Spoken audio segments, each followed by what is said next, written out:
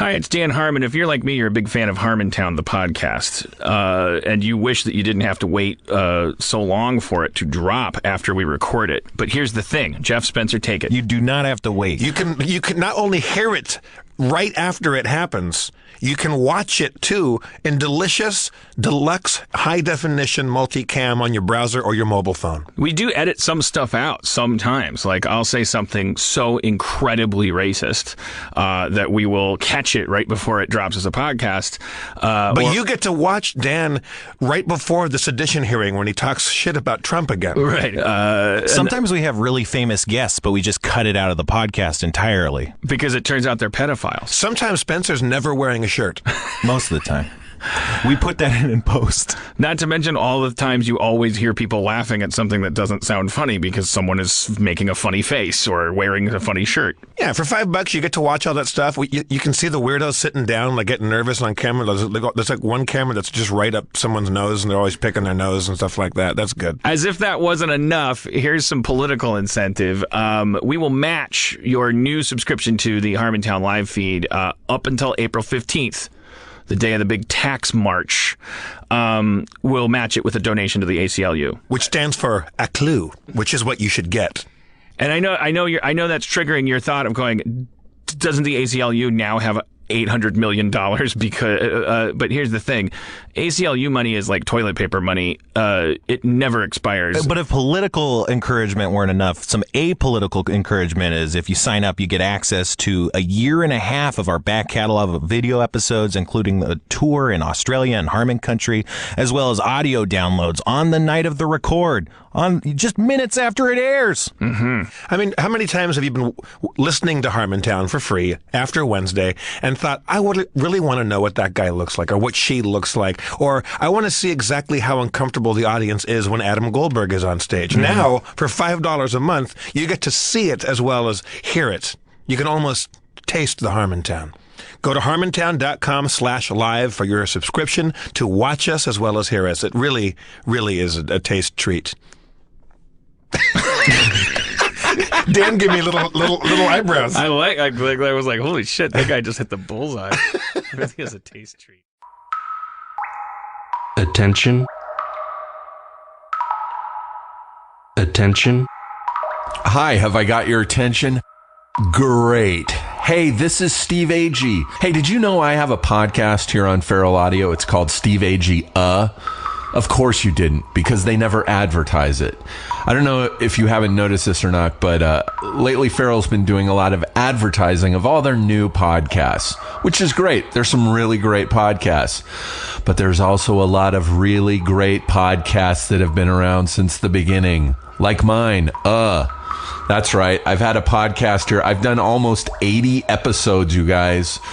I've had guests like Juliette Lewis, Weird Al Yankovic, Liam Lynch, Diablo Cody, Kumail Nanjiani, Rich Fulcher, Phil Lamar, Adam Goldberg, Mikey Schumann, and Troy Van Leeuwen from Queens of the Stone Age. Guys, the list goes on. You should give my podcast a listen. I'm sorry, does anybody else hear that dripping?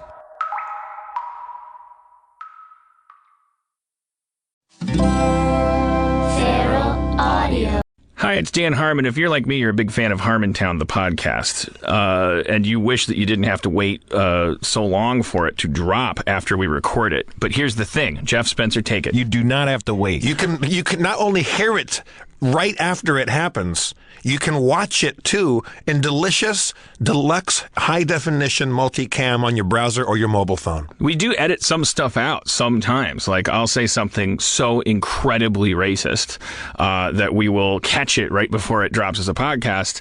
But you get to watch Dan right before the sedition hearing when he talks shit about Trump again. Right. Sometimes we have really famous guests, but we just cut it out of the podcast entirely. Because it turns out they're pedophiles. Sometimes Spencer's never wearing a shirt. Most of the time.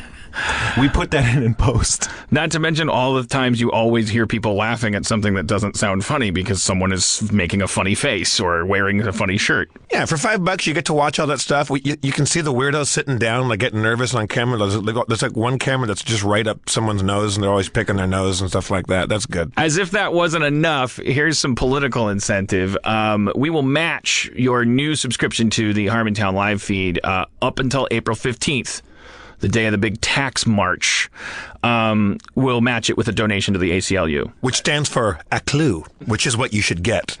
and I know that's triggering your thought of going, doesn't the ACLU now have $800 million? Because, but here's the thing, ACLU money is like toilet paper money. It never expires. But if political encouragement weren't enough, some apolitical encouragement is if you sign up, you get access to a year and a half of our back catalog of video episodes, including a tour in Australia and Harmon country, as well as audio downloads on the night of the record, on just minutes after it airs. I mean, how many times have you been listening to Harmontown for free after Wednesday and thought, I would really want to know what that guy looks like or what she looks like, or I want to see exactly how uncomfortable the audience is when Adam Goldberg is on stage. Now, for $5 a month, you get to see it as well as hear it.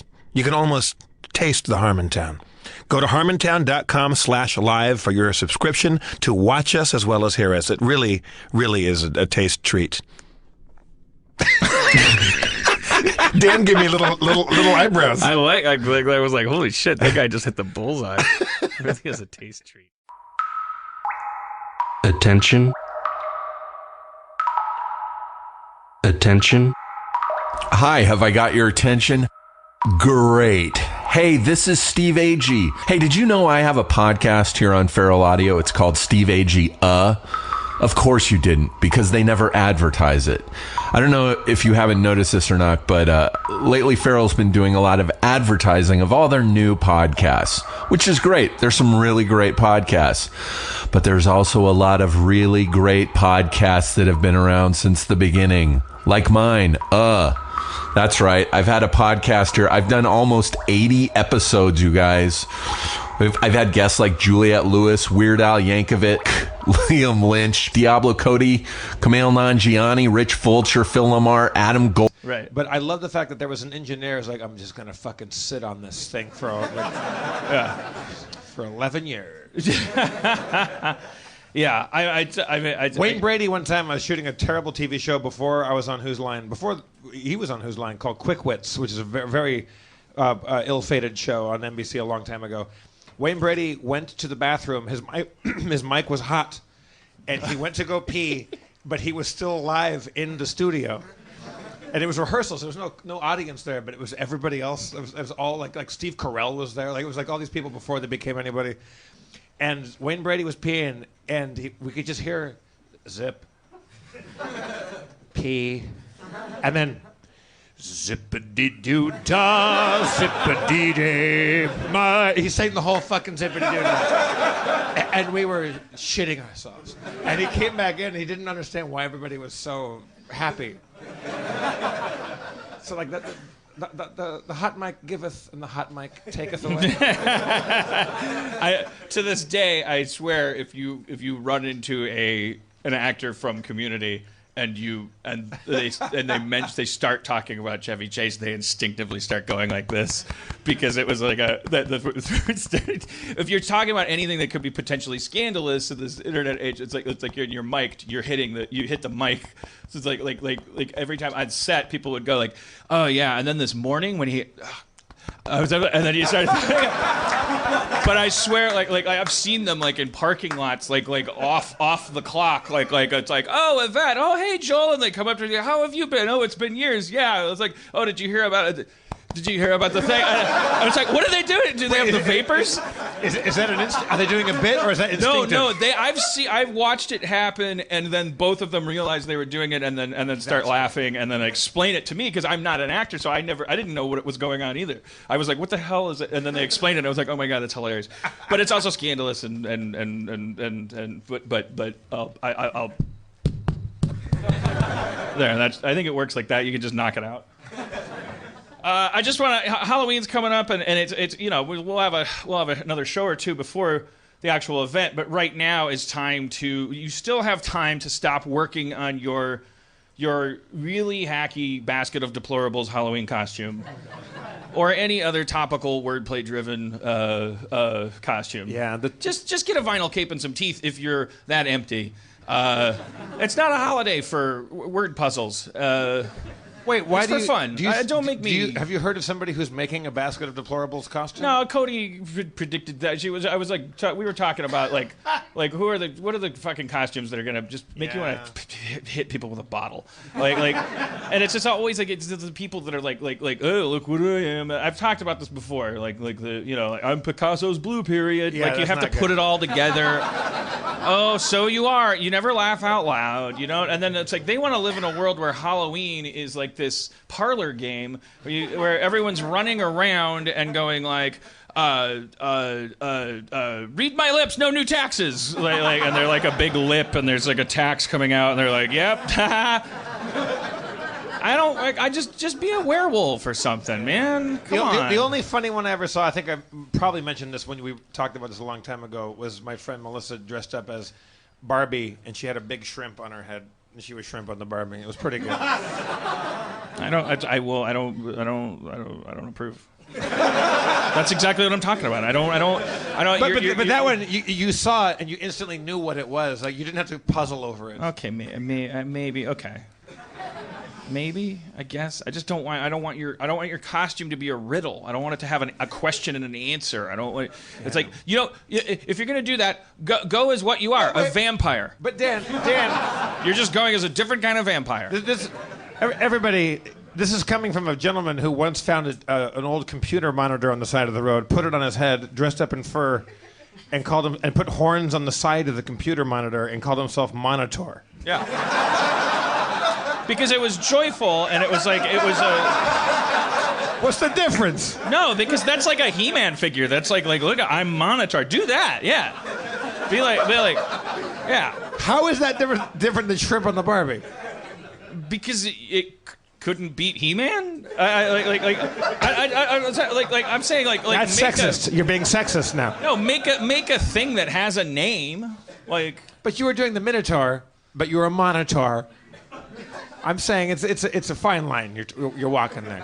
It's a fine but solid line. It's not blurry. It's like, yeah, I guess it's razor thin, but it's a line that still separates like joy from joylessness. Didn't you win a contest at yes, Molly because Malone's? They felt my relaxation and joy. Like it was a big fat dude in a fur diaper with a computer monitor on his head, a monitor, and I won because I was living the dream. I was cheating the system, and they loved it, and yeah. Like I do Halloween right. I start with comfort. I back into an explanation. I go to the 99-cent store. I see some stuff. I tape it to my body. Do you remember the time that I didn't win the pumpkin carving contest because there was a conspiracy against how good my pumpkin was? Yeah, I guess. Carved a dragon into a pumpkin, and people got all bummed out about it. Like, yeah, you're not supposed to be good at it. It's supposed to be scary faces. Yeah. We knew who won. All right, so I was out of town. I was in Santa Monica for a wedding this weekend, and this is the craziest thing this is a first for me. I ran into my wedding planner on the beach. Like I was just walking, and I'm there for another wedding, and then I didn't know who she was at first. She was like, Dan Harmon, as I live and breathe, and I'm like I don't know who that is. It's like, but she's standing on Santa Monica Beach with a clipboard and a pen, so she's a wedding planner. However, I know her. Like something's happened since then that I don't want to ask questions about like getting signatures for a new shampoo or something. I don't think I ever knew anybody like so I was like I don't know what and I stepped a couple steps and then it was like, wait, shit, she said she's out here working. Who works on a clipboard with a pen on the beat? And then it was like, wait, oh my God, it's Christine, it's my wedding planner. And then I was like filled with this shame because I was like, oh, I'm sorry, it didn't work out. And she's like, I don't care, get married again. She gets paid by the hour. By the wedding, at least, yeah. She's got no back end on that. But I was like filled with this grief, like your wedding planner is really invested in the institution of marriage. I planned the fuck out of that thing. It was a good wedding. Everybody agrees it was a great wedding. The marriage is up to me; it's not her problem. And then she had been recently divorced too. Like she had been recently married. I mean, her like that was also that made it nice and relieving. She's like, divorce is better. Yeah, it is. It is. It's better than marriage. I mean, that's a good. It's easier. It's a good business model for a wedding planner. You want everyone. You want turnover. Yeah, she may do that on purpose. Maybe when she's talking to clients, she's like, "I just got married and it's great." Like, and then when she runs into her former clients, she's like, "I just got divorced. You should get married again." I'm going to. There's some Vice thing. The special that I haven't watched yet, but the director of Great Minds was telling me about it. They used HIV to kill cancer. You can modify HIV's protein structure so that its little noodle that it uses to plug into white blood cells only plugs into cancer cells. And so they tried it on 20 kids with leukemia, and 18 of them are alive and cancer-free. I think I'm going to get some of this wrong. You're going to watch it or look it up and like go ahead and correct me. So but you can give cancer AIDS? Can you imagine living in our lifetime where we not only cure cancer but we use AIDS? Like, and it's not. And after you laugh at that, because it's like, oh yeah, it's like when the raptors fought the Supersaurus or whatever. It's like I could have just said raptors tackled the T-Rex at the Jurassic Park, but I don't know if these kids have seen Jurassic Park 1.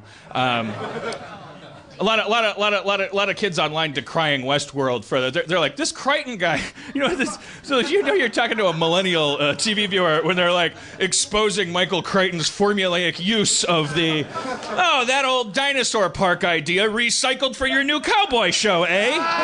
Fool me once, Mr. Crichton.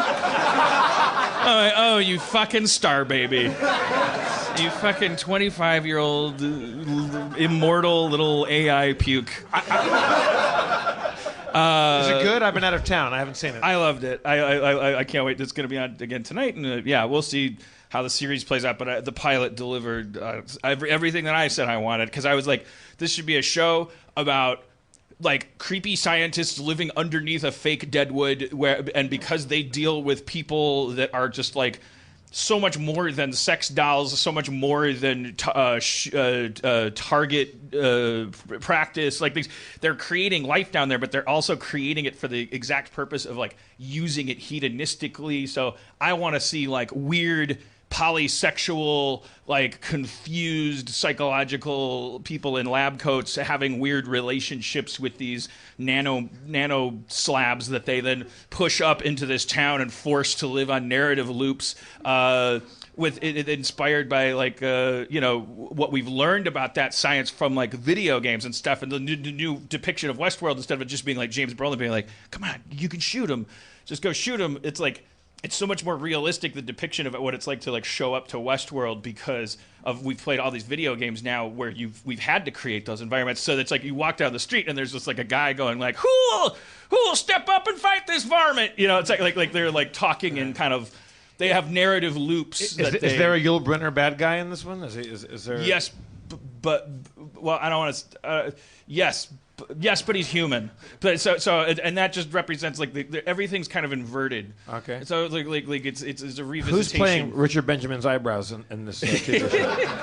I mean, actually, you should just watch it. The pilot is definitely worth watching. It's a mind blower, and I hope the series like can fill our Game of Thrones hole. Whatever. Okay, so I read. Whatever. Okay. Well, I also. Dan, tonight I'm going to fill your Game of Thrones hole. That's my promise. Let's bring out our guest. I won't make the verbal segue from that to that, but she is certainly. I've called her the Michael Jordan of porn, like which is no. It's like she's been in 437 films so far. This is remember the current the modern porn world, like it's it's like beyond music in terms of like how hard it would be to be distinct and rack up for people to know your name. But I think a lot of people have heard the name Riley Reid, haven't you? Oh, yeah. All right. Three dudes audibly came just now. In 2013, LA Weekly ranked her 8th on their list of 10 porn stars who could be their next Jenna Jameson, which means nothing now because Jenna Jameson wasn't living in this crazy world where porn is like growing on trees and free to everybody. That was back when Jurassic Park was in theaters. Yes.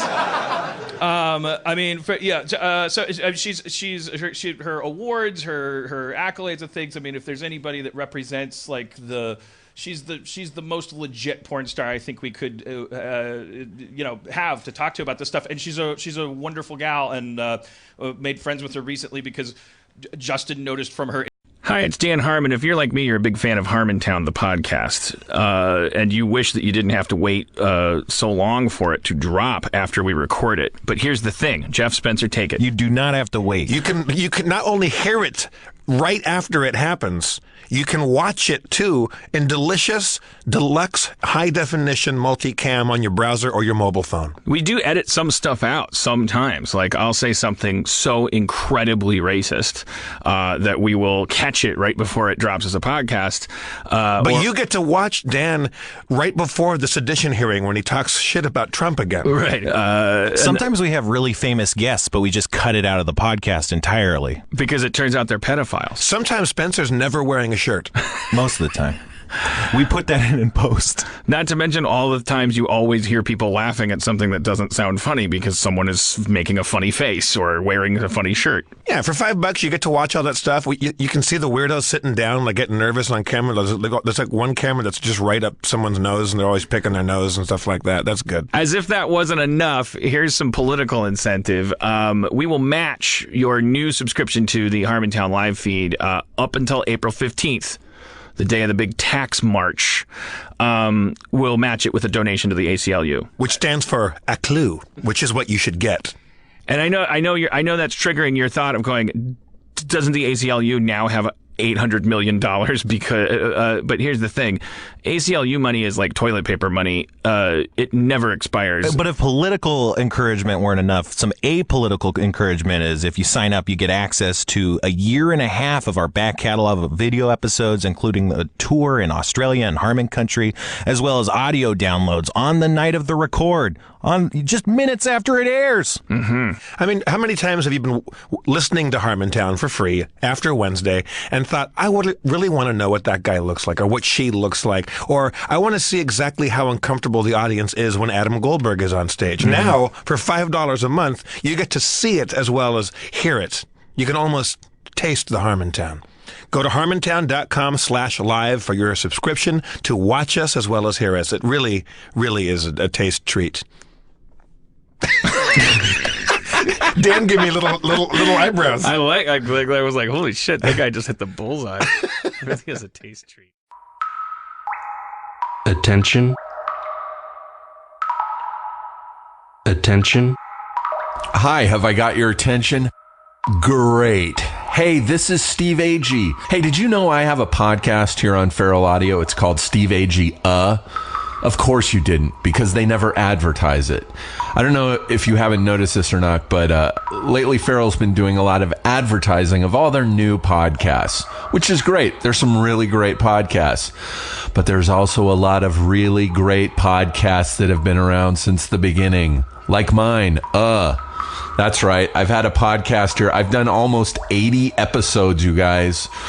I've had guests like Juliette Lewis, Weird Al Yankovic, Liam Lynch, Diablo Cody, Kumail Nanjiani, Rich Fulcher, Phil Lamar, Adam Gold. Things for the cameras, I assume, yeah, right? I mean, you're definitely doing things for the camera. I have to be not... I mean, for some pornos, they are like, romance scene where they don't even want us to acknowledge the existence of a camera, and they don't care about opening up. But usually I have to, hold my ass cheek to make sure you can see the penetration, and it's not as usually when I'm fucking, I like to ride my boyfriend's dick and have my clit rubbing against him as well as the penetration. And in regular porn Riley, I sex, expected more candor out of you. don't let let this face deceive you. Stop deflecting from the question. We're trying to get to the truth here.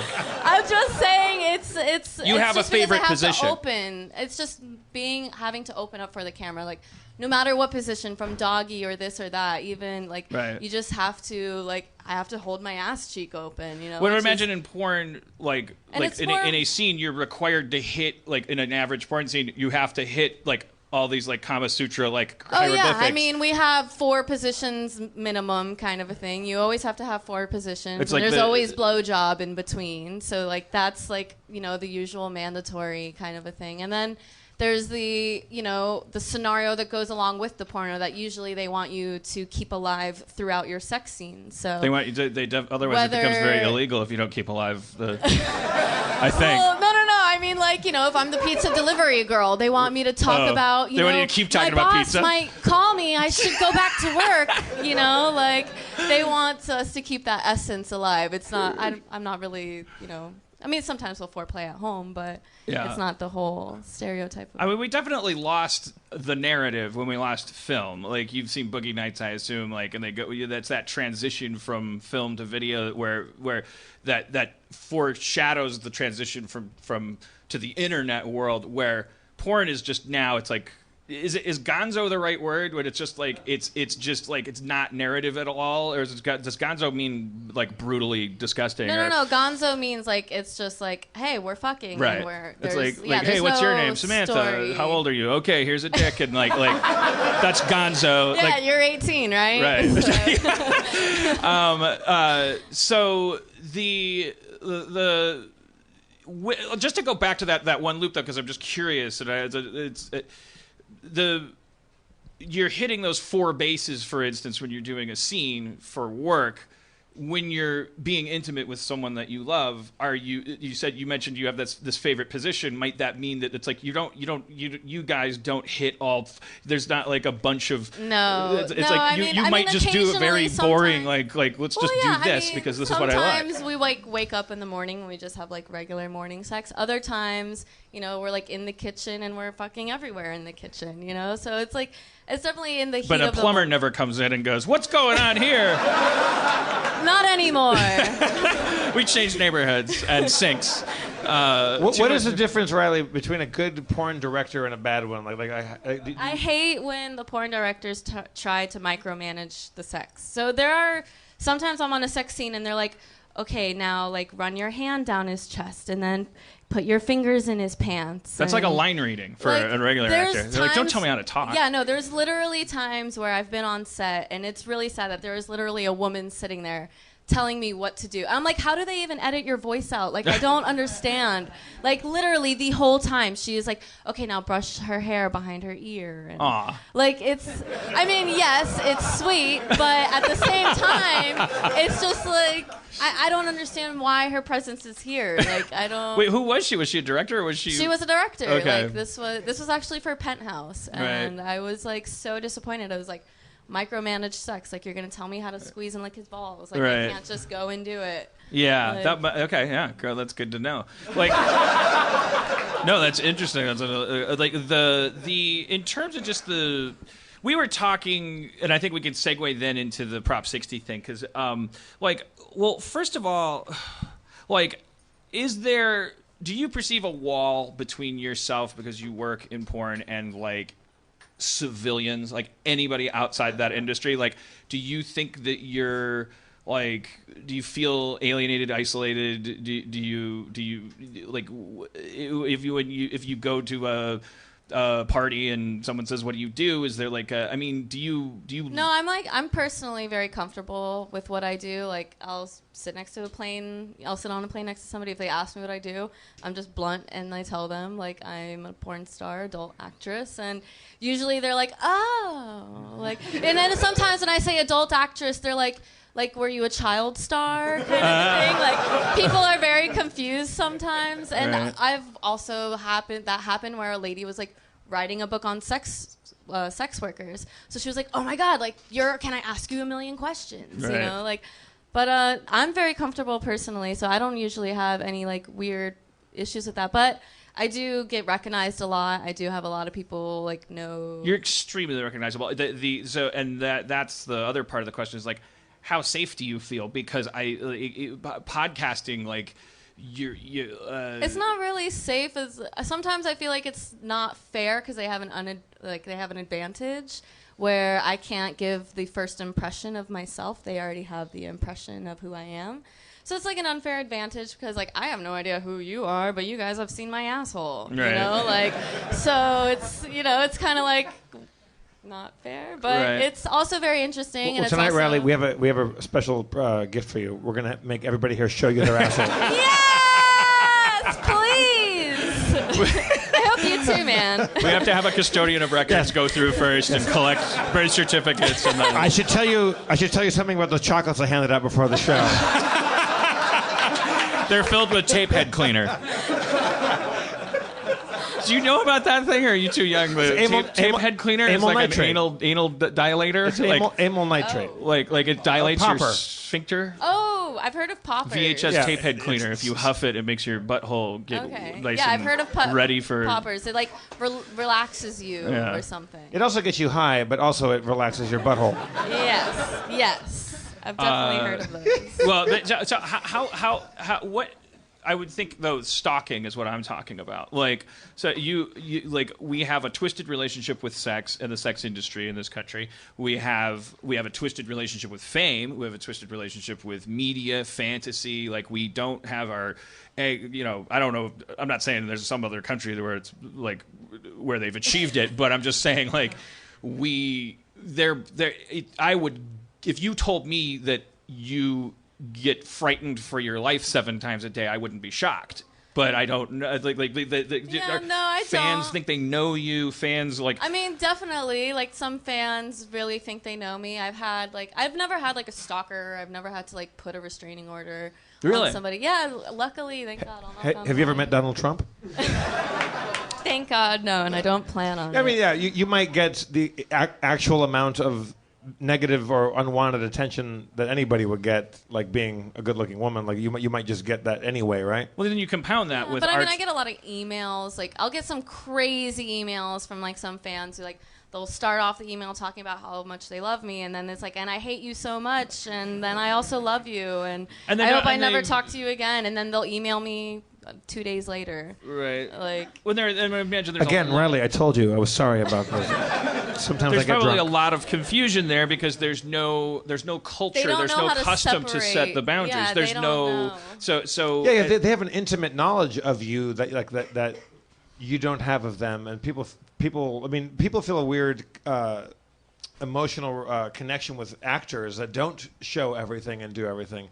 So yeah, you're getting a whole that's the different thing. Like order, podcasting itself, is you listen to somebody for 2 hours a week every week for a couple of years. It's like I don't think it's. I'm not shocked at all when I run into people. I'm very lucky with the people that like listen to, but it's definite, and I have that relationship with people that I listen to on podcasts. Like I run into somebody that I listen to a lot, and I'm like, I know this person, I own this person a little bit. There's like I know who they are. Like you said, there's an advantage there.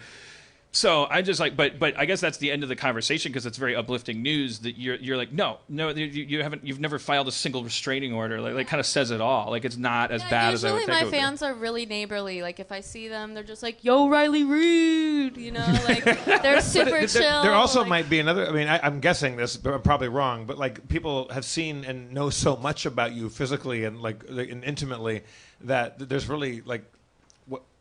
Like they've already got the answer to all those questions. Yeah, I mean that's something to be said for. I mean, do you have an opinion about that in general? You were a psychology major in college, weren't you? Very briefly, but yes. I dropped out before the end of my freshman year. I was going to be a psych minor, but that means nothing when you're a freshman. So yeah, ditto. But you have an interest in this shit ostensibly. Like, what do you have an opinion about like our relationship on a national level with pornography? Like what is going on there? I mean, I think that just goes on like a personal intelligence level, with somebody who's able to distinguish the difference that this is fantasy and this is this person's job. And when people choose to believe that the bang bus is real. Like, they're allowing themselves to be manipulated by society. Wait, I'm going to stop you right there.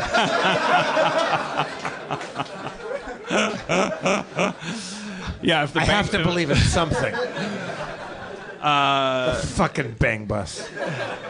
But collectively, do you perceive our country? Again, you can stop me and go, "This isn't my jurisdiction." But we've got there's debates going on right now where there's a guy who's a rampant like verbal misogynist if nothing else, who hearsay says, and he's running against who will be the first female president. So there's issues coming up like as a woman and as a pornographic actor, like what is your how do you see this country's relationship, like in general? Not you meet all these different people, but like, are we, when you take us all collectively, are we sick? Are we healthy? Are we like, is there anything that could be said that needs to change in general, or is it just fucking complicated? Well, I mean, I know one thing is that we currently, like, the most popular taboo is no longer incest, which was definitely a thing for a while where, the most popular porn. I took a break from my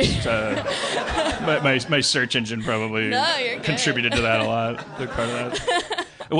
What is now the number one taboo? I don't know what it was. I don't know what it is. I think it might be tranny porn, but it was for a very long time incest porn. Huh. So that says a lot for you. Like, right Pornhub, Pornhub has like been mainstreamifying porn a little bit. Like they somewhat consciously, somewhat just indirect result of it being a porn hub.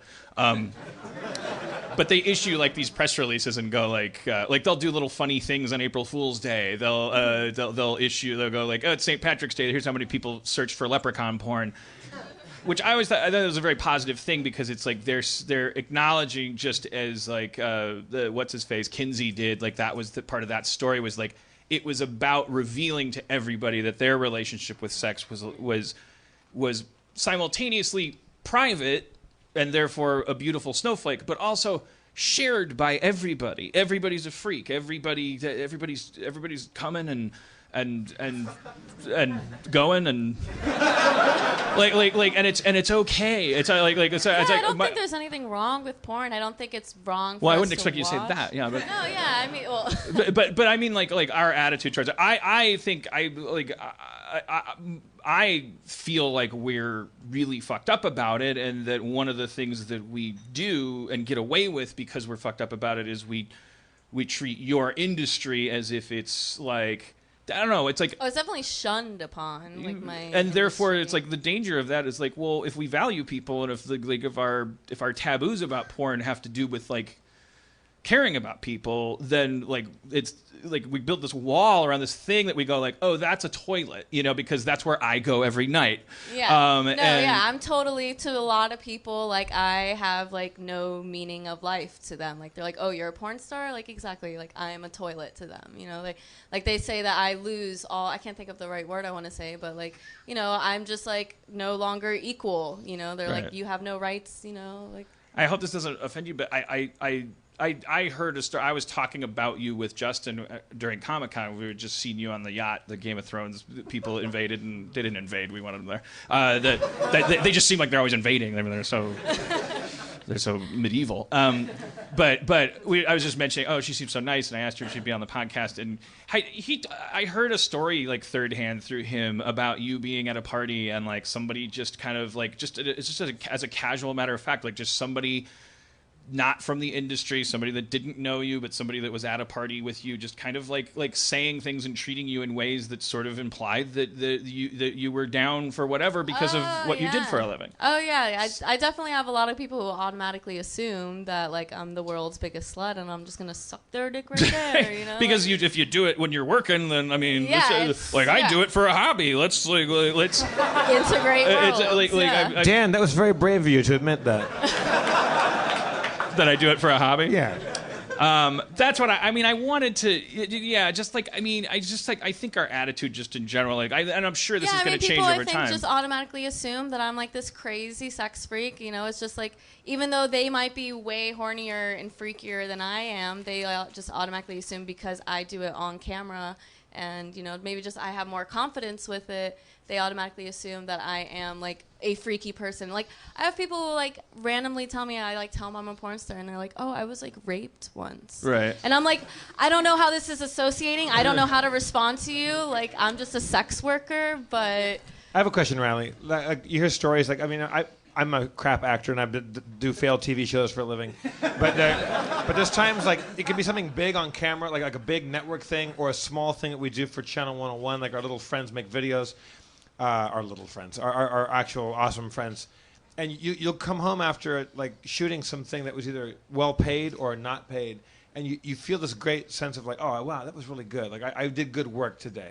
Like definitely there are days where also it's because it goes all hand in hand. If I feel like my fellow peers were like killing it, then there's definitely days where I'm like, fuck, like that scene is probably gonna win an award because we like killed it. You can go home after having filmed sex and go like, yeah, like we did it. We did it. Yeah, That was a good definitely. one. I mean, there's definitely times where you can like feel like there was like a genuine sexual passion that was going on that you're like, that was hot. Is that something you're striving for while you're doing it? Thinking like, I want people to really watch this, and I want this to be, like endure. Like I want this to be a clip that people will like. Well, most times I just try to like enjoy it for what it is. Like, I mean, if I'm not really feeling the person, it's gonna probably show on camera, and I'm not gonna try to like false advertise it. Like, like there's times where I'm not totally into my partner, or like maybe they. See, I can't imagine. I'm so easily distracted. If there was 8 people around with microphones and camera equipment, and someone. Well, that's also a really erotic part of it too. That there's a guy holding a boomstick the whole time, and I'm like,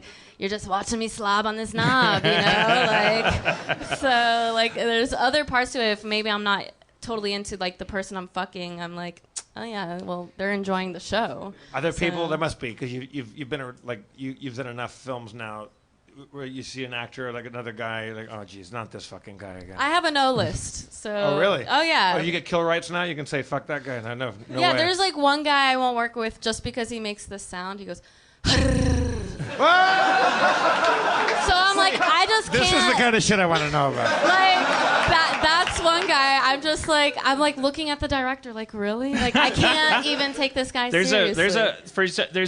I end up with a lot of Russian stuff because I think it's like it's a foot fetish nylon thing. That's that's one of the categories that I'm into, like legs and hosiery and stuff. And so I end up like, I've seen this. There's this Russian guy. And his version of going, ugh, is ew. And I can't, like, I'm just like, pants around my ankles, just ready to go, Saturday night. I got my Emmy in one hand, and I'm like, I got everything I need to see you're a left-hander? And then he's just like, ew.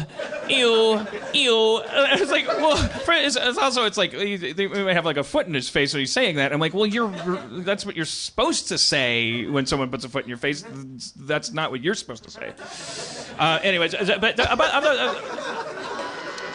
you glossed over something that I think is kind of like this is just this is the big bug zapper in the room, like when people find out you're in this field, like the association of that, real or imagined, with trauma, like okay, so like that is something that people leap to.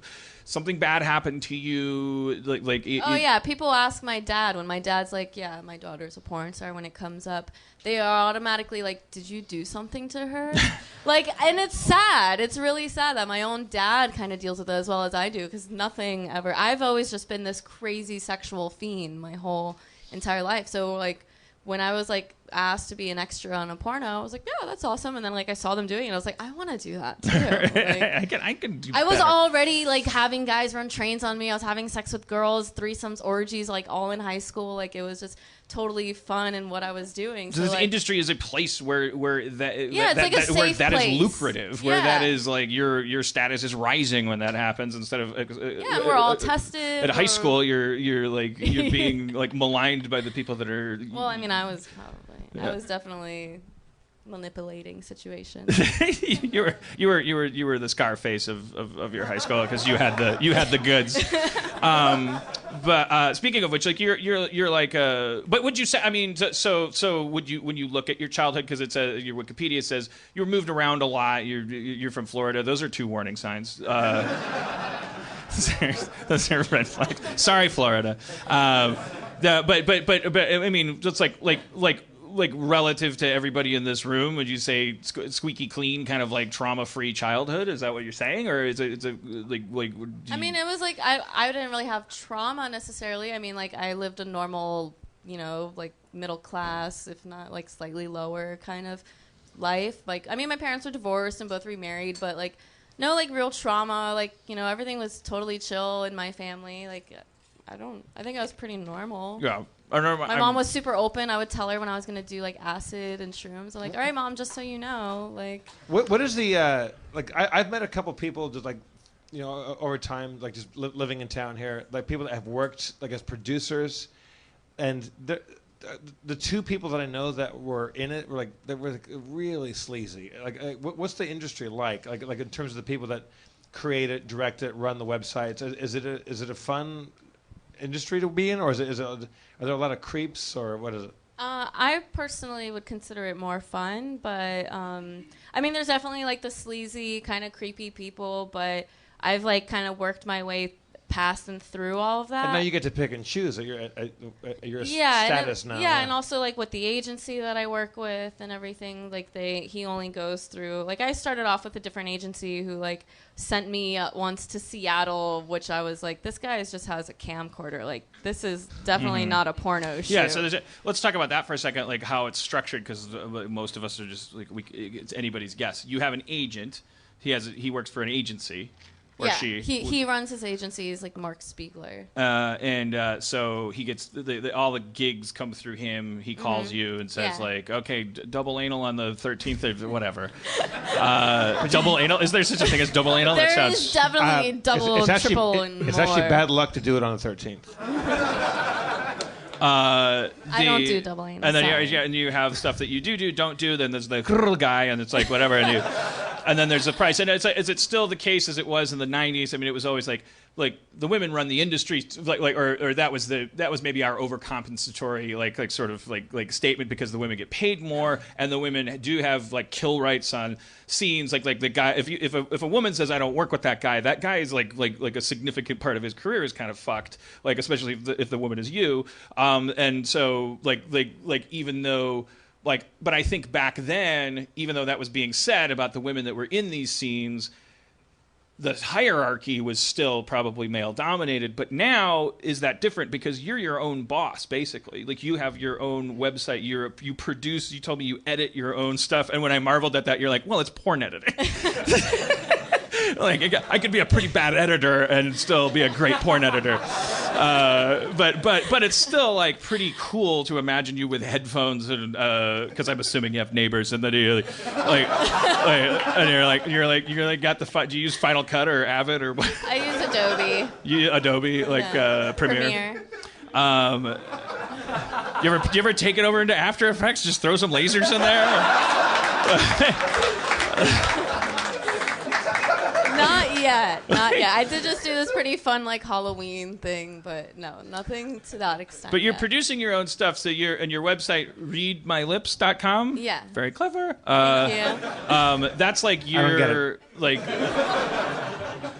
I bet most people who have seen your face and heard your name, it's probably like Pornhub is becoming like this thing. That's got to be like an ally and an enemy to you, right? For sure. I mean, I definitely am very fond of them because I do think that they help my career a lot. Like, especially I've not, for the last couple years, I haven't been less than rated number 4. In the last couple months, I've always been the rated number 1 porn star on Pornhub. So that automatically just comes up a lot. And currently, I have like this program with them where if I upload my videos, then I get some money based on like ad views or whatever. So I have but I don't put any of like my super sex stuff that's like on my website. It'll be like me washing the dishes naked or something, and that has like almost 1 million views. So well, because I've always said this about like the no one knows how to monetize the internet except the porn industry has always been able to, because the porn industry kind of runs on. I mean, we're the advancements of everything. Right, that's true. Technology too, right? VR and everything. Like the sex dolls.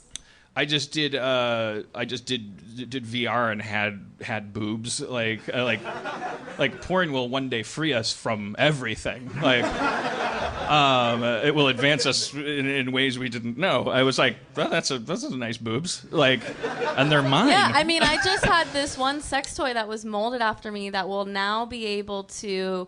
Like, it'll have memory of like what makes you ejaculate. Oh God. And yeah, it's supposed to be called the perfect fuck, and it'll also be self-lubricating. It'll like. This sounds like the cold open of a dystopian. Yeah. So this is like the Ed 209. Like, ladies and gentlemen. You will no longer have to get married. So. See, they tried to make a sex toy based on me, but the shipping costs were too big.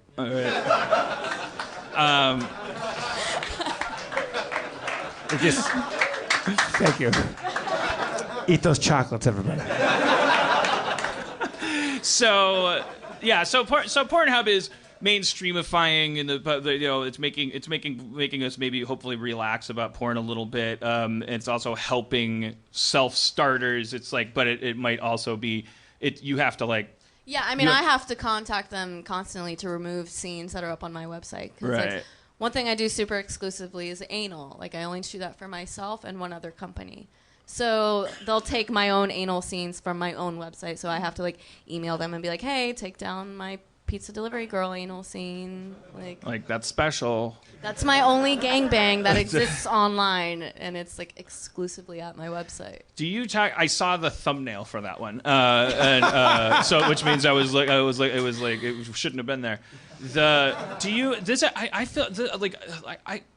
I wanted to say this, but I don't know if you hear this all the time, and if this makes you happy or sad, or what your reaction to this is. But fuck it, I'll just like my girlfriend and I watch porn together. We've seen you 1,000 times in different things, and then we met you, and now it's like both of us individually and as a couple, like we don't click at you anymore. Sad face. What is that? That's because we're bad people, right? Because. I think it's also just American society, the way it kind of like has portrayed us to be, and like the way that the standards are of like you don't fuck your friends, right? Or, that's like cheating. And it's also just there's a threshold you have to go through. Everything has to be about taboo. Yeah, and then like I'm not a fantasy, now I'm like this tangible thing. In order for my girlfriend and I to enjoy watching porn together, we have to have this unspoken agreement that we're doing something base, crass, animalistic together. And so then we meet you, and you're like, "Hi, can I borrow a cup of sugar or whatever?" And I'm afraid Trump's gonna get elected too. And look, there's Game of Thrones people, and it's like, and then and it's like I guess it's just that sort of typifies that border, which I don't think will but it doesn't bum you out, like it doesn't make you. It's not like I'm really sad that you and your girlfriend aren't banging watching my porn anymore. We usually just watch, and then we end up like touching ourselves on each other. We don't put the laptop open, and then I'm like. We're both watching. Do you want to try that? No. But what out of all these categories? Then we'll get to the Prop 60 thing. But out of all there's all the categories. It's sort of funny how porn is so like it's the internet, how it's like regimented sexuality. But that also I think is a step towards. It's like you can mark your transition. If you were to become curious about bisexuality, you could like drift in categories and tag clouds and things, and you can kind of like it's more supervisable and curatable by the person's own discretion. But what these categories that all exist, like, are there ones that are your favorites not because they cause, or maybe it's because they cause the most pleasure, or maybe it's because they're the easiest for the most money or whatever? Like, if your agent calls and says, I got a boom boom boom and a boom ba doom doom, which one makes you go fucking sweet? Like I want more of those. Well, I definitely love like blowjob scenes, because usually those are like in and out in 2 hours, and so that's like really nice. Quick. I mean, it's not all too. There's a lot of prep time. There's like, and an hour's worth of makeup, you know, in the makeup chair, kind of a thing. I knew those dicks were fake. They're impossible. So it's like, and there's a lot of porn that's just straight up blowjobs. Yeah, there's like certain scenes that I hate working for, which like, I mean, Reality Kings is like, I love them, but I also hate because a lot of their stuff is like, they're not even shooting sex the whole time. They're shooting ad shots, which are like, you know, those little GIFs on the side of Pornhub, basically. That is like, you know, the obvious fucking, even though like you can see over the counter, but you're, you know, it's supposed to be like relative. So like that guy technically doesn't see, even though he's like under the desk eating her pussy or whatever the fuck. Yeah. So like there's like a lot of that where we'll spend so much time just shooting like these ad-based shots where it's just like over and over like these 30-second clips, and they're like want so many of them, and it's like we're not even doing sex things, or you know, or I hate VR porn because like that's like I'm supposed to be like making out with the camera, so like now I'm like having sex with like a camera, like literally if this is the camera, they want me to go. I saw a VR one. I just got my Vive system, so I saw a VR one with you, and it's you're a bridesmaid with another. Oh yeah, Mia Malkova. And then all VR porn right now is just a point of view video of sometimes. Yeah, it's like sometimes POV. the guy. Well, no, all the time the guy's like legs and dick are just like below frame, and then there's just like women coming in and going, "What are you doing?" What do you think that dick is important? All right, let's see what's going on. This because the guy can't do anything, or you'll get seasick. Like he can't like get up and start.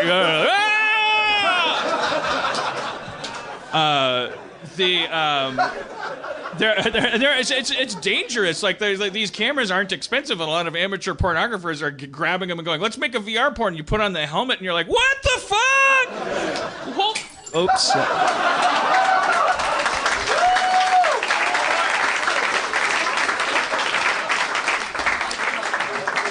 That was the new glass that Jane kickstarted for me, and No, tell me now. No. Jesus Christ. Riley, do you watch porn? Porn is there porn that you that's consume? a good question. He's a good interviewer. Now, I never would have thought to answer that. It was like your therapist has a therapist. yeah, I only watch anime porn. Anime porn. Yeah, Awesome. so like that's what I like to, which is what I used to like before porn. I didn't like watching boy on girl sex. To me, like the penis on camera kind of looked weird. So I would watch lesbian sex or anime porn. What's the allure of anime porn for you? I think that it's just like ultimately super fantasy, and also now that I know most of the performers, it kind of makes it different. So Is I'll it watch. because you're too critical? Because I can only watch British comedy. Yeah, I mean, I think so, and like sometimes even that doesn't do it for me. Sometimes I just have to look at pictures, and it's like just the picture alone is enough because I can create my whole own imaginary entity. Yeah, exactly. I can't watch New Girl because I'm like, I know Heather, Merriweather. I don't know her, obviously. I don't know her fucking name. Liz Merriweather, and I'm like I met her and I respect her, and she and then so I can't watch New Girl because like if they do a joke and then it goes to commercial, I'm like that's an act break, and then I'm like you're a dick, and like it's too much. I spend too much time all day obsessing over these things. I can't just watch like Parks and Rec like usually and like without like being drawn into conflicting voices in my head. Well, yeah, and if I'm with a girlfriend or something, they inevitably just get the impression that I'm like this fucking asshole. So like like I'm super picky about my blowjobs. So if you're watching a bad blowjob, if Faye Reagan is like hacking it up on the no, if you're just making the sounds, and I'm just like you're not even doing anything. Like I'm just Riley or anybody here, has anybody done porn star karaoke at Sardo's up in the valley? No? There is a karaoke place. There's a hand being raised over there. Oh, yeah? You've done it? We have done porn star karaoke. We are not porn stars, but we have done porn star karaoke. Right. Is it monthly or weekly or what is it? Weekly. I went there once. Sardo's is like on Pass, right? Yeah. In Burbank. Like your first date. Our first date. Wow. You know how to treat a lady. I love that. That's my wife. Sorry. I just moved to the Catskills. Near Warner Brothers, there's a place called Sardo's. They do karaoke, but weekly there is porn star karaoke. And I went there once, did not know that. My friends invited me, and I was like, what the fuck? That's Stephanie Swift. Like that's somebody like I knew like, and like there's people that like you kind of vaguely recognize because you know I've seen porn, and they get up there. Here's the thing about porn star karaoke: competitive as shit. They're not having fun. They're actually trying to win karaoke. And on the tables at Sardo's, this is true. There's little slips of paper. And this, I haven't been there. This has got to be 8 years ago or so. Little slips of paper on each table that said, hey, respect our neighbors. Don't fuck on their lawns or in their backyards. Because apparently the porn stars were getting out, like doing karaoke and then banging on their nearby private property. And they actually had to tell them. I can't believe he did Devil in Blue Jeans. He knows that's mine. Yes, I do Black Velvet. They have to be uptight about something, so they funnel it into like something that's. So all right, so Prop 60. Let's talk about that because like the debates are tonight. Some of them are DVRing. Like California voters are going to go in. You're going to be standing in your neighbor's garage or at some elementary school, and then this fucking thing is dropped on you without warning. It's like you have to have an opinion about condoms and porn and all this stuff. So we already had the whatever the prop was, and that went through, right? So there was like a condom law. Yeah, there's Measure B, which already went through, which by technically we're supposed to use condoms when we're shooting porn. But right. There's like no penalty if we don't, so nobody even does. So I'm going to describe an ad to you that I saw tonight because, and then you like, let's get your perspective on this because it's very, from talking to you, a very deceptive ad. There's a woman on camera and she looks very sad and I assume her story's true, so she should be sad, but she's like, there's loopholes in the condom law, and people take them, and we need a law that prevents the loopholes too. And I'm an adult film actress, and I got AIDS from doing a adult film and all this stuff, and it's very sad, and it seems very serious, and it leaves you with the choice between not caring about someone's life and like voting for this law. Now, you tell me how many people have gotten AIDS from doing porn in the last decade? Well, there hasn't been anybody who's contracted actual HIV from porn for the last 11 years. So this whole condom law is very misleading, and the way that they try to sell it as trying to prevent HIV or other STDs. And I myself, I've been shooting for 5 years, and I've never contracted gonorrhea or chlamydia or any. And those are actually like. These are very common. If you had, it would be like. Workplace yeah, hazard. I mean, it's very common. It happens a lot in the industry. But you haven't even I myself. 437 movies. In 5 years, I have never contracted an STD. So, and I personally, the regulation now to date is every 12 days we get tested. It was prior, I think.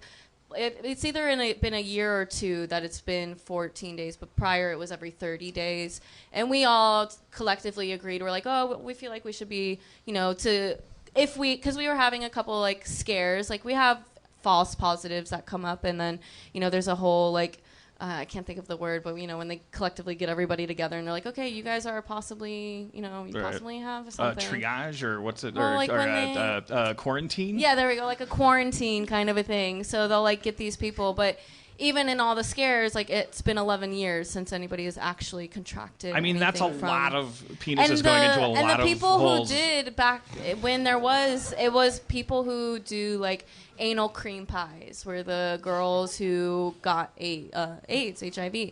So like even within my industry or my agency, none of us do anal cream pies because that was the like other girls who worked with the same performers who did anal sex or regular cream pies, they didn't contract the disease, as opposed to the girls who shot like anal cream pies. They were able to contract the disease. So we have pre-condom, despite what you might think about the condom law that's already been voted in and which isn't up for being repealed. We're not voting for that. This is like a big piece of like duct tape and then some that someone wants to put over the existing condom laws. Yes. The existing condom laws are already there, and from what you're saying, before that condom law existed, this shit was being self-policed by your industry. Yes, it's not by legal rights that we have to be tested. It's not like, like when we shoot and they film us, they're like, hey, are you under the influence of any drugs or alcohol? Are you 18? Are you here under your own free will? There's never a question saying, are you tested and are you clean? Like, so there is no like legal standard on this, but this is an industry standard that we've developed to be tested every 12 to 14 days. And now they want to like legally come in and demand that we wear pornos, and if it's not shown in every single frame of the porno that is, being out there, that now any civilian can now sue us for 25% of the makings of this film or something along the lines. I'm not totally sure with with the whole thing. It's So just to repeat that, and maybe that if the condom isn't in every frame, which just imagine I don't as know a how porn they could editor, even do it in what every a terrible frame. porn movie. Like, my favorite shots are the master shots. First of all, I'm not a huge fan of the point of entry like close-ups. Like, I like the far away stuff. If there's a condom not visible, forget about that. What is the agenda behind this? Personally, what I take the agenda is that they want to move porn out of California. Do they want to move it somewhere else, or do they just want California cleaner? I think they want California out, like the porn industry out, because even in the way that if you guys check out your, voters ballot, check out your shit here, and you actually read on Prop 60. It's really misleading because all it basically is telling you that it's let's stop spreading, STDs in the adult industry and bringing it into the broader community. It's making it sound like we come in, we're jizzing all over you guys and giving you AIDS and shit, which is not nearly, like I said, it hasn't been 11 years. It's been 11 years since we've had any contracted in spite diseases. of people shunting you off into a relatively unregulated industry. And then it's also bringing this guy, Michael Weinstein, who is the founder of AIDS Healthcare Foundation or something like that. It makes him now, he's going to be inducted into legislation where he will now oversee all of porn and kind of control all of porn in California. And I mean, this guy has also spent over $1.8 million of the AIDS Healthcare Foundation just on trying to get this, bill in act. And what's his angle? How does he profit, or Well, he'll be getting paid by taxpayers' dollars once he is. You said that the money that went into this, the reason there's a commercial tonight during the debates, there won't be another commercial because the porn industry would have to use its blowjob money to make a national airtime spot. There's no way that we can compete with that. These people use AIDS research money. Yes, which should be going to better, to make helping AIDS actual fight cancer. people. Yeah, it should go to that stuff you were talking about earlier with the leukemia and shit. Yeah, that shit. Fucking get the fucking cancer out of the goddamn piece of shit kids. But yeah, I mean, I want to see an AIDS versus cancer movie, like Predator versus. If nothing else, Michael Myers just do the research because you're a California voter and you're going to be it's dropped in your lap, and it's the key points here being if you vote no on Prop 60, the only thing that you're affecting is just you're stopping. Well, no, you want to vote no on Prop 60. No, that's what I'm saying. Yeah. If you vote no on Prop 60, you're not making any dramatic decisions about the course of people's lives, except that you're just saying, there's someone that's trying to do that. There's somebody that's trying to change things, and they're not changing things to make there be less AIDS among porn stars or the community because that's not an issue. They're lying about that. They're misleading you about that. So a vote no on Prop 60 means what exactly? Or Can I say a quick thing? I'm sorry to interrupt everyone. No, yeah. Real quick, I don't need to go up on stage. Prop 60 would allow me to sue Riley if I don't see a condom in her porn. Right. Yes, because it also sues, it's not suing performers, it's suing producers. And because I produce my own content, if he's viewing something on my website, he will be able to sue me directly. Right. And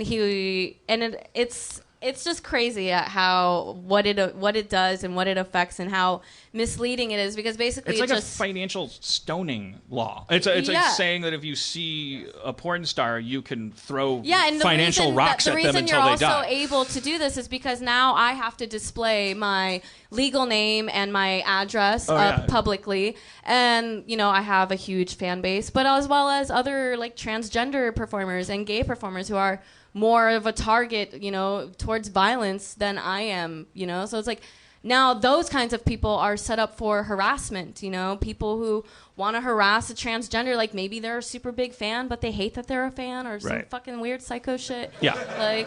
Yeah. Wow. Yeah.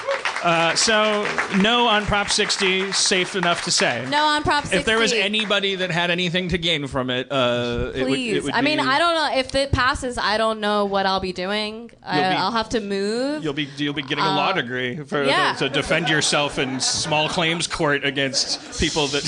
Yeah, it's crazy. Against big condom.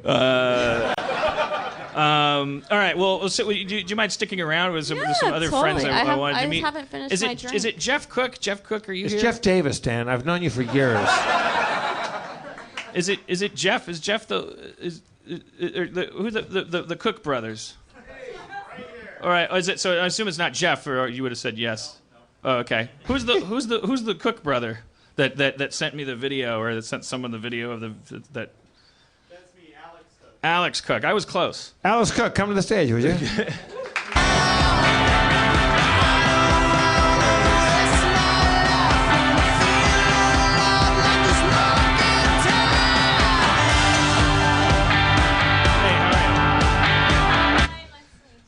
And this is your. I'm the brother. You're the brother. What's your name?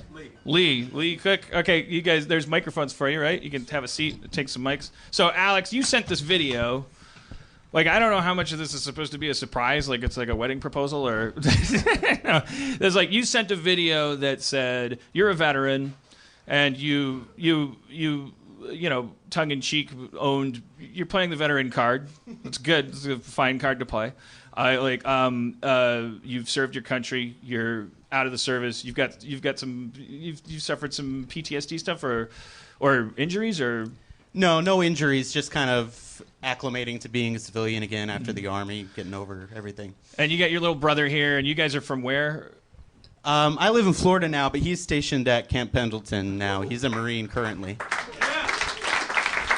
So, Alex, you're retired Army, or are you still active? No, I'm out. I was in for about 5 years. I went to Iraq for a year and Afghanistan for a year. And now, Lee, you're active Marine. Yeah, I'm in Marine Corps Base Camp Pendleton in San Diego. Oh yeah? Have you been shipped out or no? No, I basically just hang out in California and get drunk a lot. So I had a little easier. My only problem with Camp Pendleton, there's a Del Taco near there that I got the worst food poisoning of my fucking life. Oh yeah. You know what I'm talking about. Yeah, right next to the Right next to Totally.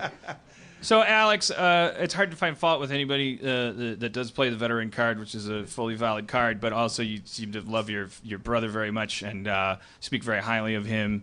And in your video, what you're saying to me is he's in the service, you were in the service, and you just thought maybe because you guys are both big fans of the show that if you came up here and made it more important, that maybe your agenda was to maybe... Well, we wanted to talk to you. Either you didn't need to be on stage. This is awesome. But we just wanted to be able to talk with you, and the fact that we've had all these different experiences that I don't know if a lot of your fans kind of, the nerdier type people don't tend to be in the military. So, right. What was your MOS in the Army? Pretty nerdy one. I was a 46 Romeo, which is a broadcaster. So I shot video and stuff, but I was in an infantry unit and went with them to Iraq and Afghanistan. You were an Army nerd. I love that. Yep. 46 Romeo. I love it. What about you, Lee? I eat tanks. I'm a engineer, so like basically demolition, construction, C4, shit like that. So what? So, but you. I mean, your video. Maybe I'm gilding the lily. I don't know. I thought your video was like you kind of like. Am I putting words in your mouth and saying, I'd like to talk to my little brother, like, I'd like to kind of talk him out of serving? Oh, no, that's I don't not think necessary. I need to. Yeah, I'm almost done, and then I'm home free. I thought, here's what I thought when I saw that video. Hang on, Dan. Meaning what? You're going to... Yeah, I got like 11 months left, and then I'm getting out and moving back to Florida and hanging out. And then retiring, or...? No, I haven't been in long enough to like officially retire and get like pension and stuff like that, but I'll use the GI Bill. I want to go to school for music, and so I'll go do that in Florida and hang out. Yeah. Well done. The two things that hit my mind were like, well, number one, this is a pretty contractual issue. I think you're in it until you're out of it, and number two, correct me if I'm wrong, but if your brother's enough of a sociopath that a podcast would convince him to not risk his life or risk his life, then maybe he's the kind of heartless killing machine we need in the armed services. I mean, like that's where we want people that are that programmable and deadly. Who has a better UA or URA? Ura. Hua doesn't make any sense. Even just saying. It's not a real sound. It's not. What? Because I never really could do a good hua. All right, that was my answer. Neither. So your experience, Lee, has been a lot easier than your older brothers. You say the same training and all this stuff, but you're coming up in 11 months on you'll go home and you got training, you got the GI Bill. Alex, you were in the shit, albeit a nerd in the shit. You were shooting the shit. Probably. Is it worse? Is it like what's that? You're more isolated. Definitely, you can't bro out with all the meatheads out there. Those Hurt Locker guys have all the fun. Wrestling each other because they have to have an intimate relationship with death. Alex, where were you stationed? I was stationed at Fort Campbell in Kentucky at the 101st Airborne Division, but went to Iraq for a year in East Baghdad, Sadr City, and then Afghanistan for a year in East Afghanistan. So when you're doing what you did out there, like where physically are you? What's your home base like? It's called a Forward Operating Base, or FOB. That's where we lived. And in Iraq, it was the old Ministry of Intelligence, I think, like Saddam Hussein's Ministry of Intelligence, that we kind of just moved into. So it's like big old cement buildings. And then in Afghanistan, it was just kind of a camp that we set up with tents on gravel. But I'd go out on patrols and missions and stuff like that with the guys to shoot videos. Lee, what would it mean right now? Like if you got sent out, like where we are, like as the U.S. right now, if a Marine... If Trump invaded Mexico. If a Marine got sent out to the desert right now, or I mean, I don't know, are they still deploying Marines out there? Yeah, right now it's kind of a peacetime Marine Corps. They're basically making moves like we do Muse Marine something fucking, it's an acronym. You go on a boat and you visit Asian countries and you like show your force around the world. That sounds nice. And I have some buddies that are in like Lithuania and shit, just showing that we exist. But for the most part, we're just doing like peacetime, like building hearts and minds missions and stuff like that. So if I went anywhere right now, it'd probably be a pretty uneventful deployment. Just sometimes you have to do photo ops where you hand a blanket to a hurricane survivor. Yeah, exactly. I was the photographer that did those photo ops. Yeah, but at your age, Lee, like let's say you were deployed overseas and you were an active Marine, anything could happen right now. Like some serious shit could go down. Like you could be. You'd be thrust right in there. Yeah, that's like so. Super recently, deployment opportunity has come up for next year sometime, and it's a 6-month deployment. But by the time it ends, I'll have supposed to have been out of the Marine Corps for 1 month, so I can do a 6-month extension to go on the deployment or not go and get out early. And it's like with my luck, I'll lose my legs or something. Or I could go and do that and like take the gamble. So like, what's the upside for you? Like a bigger pension or? Well, it's total brainwashing too, because like I haven't been deployed or anything like that, and we live in a everyday life is around all these people who like, oh yeah, I was there for the initial push in Fallujah or whatever. So like, I'm at a lower status than them, based off my experience in the military. So like you have that just ingrained into you since day one that you want to go out and do things and stuff like that. But then you also get like, you don't pay taxes for the time that you're deployed. You get like combat pay. You get but you can do that by losing $1 billion. Yeah. You get that deal. You don't even have to be in a tent. Sorry, I cut you off. No.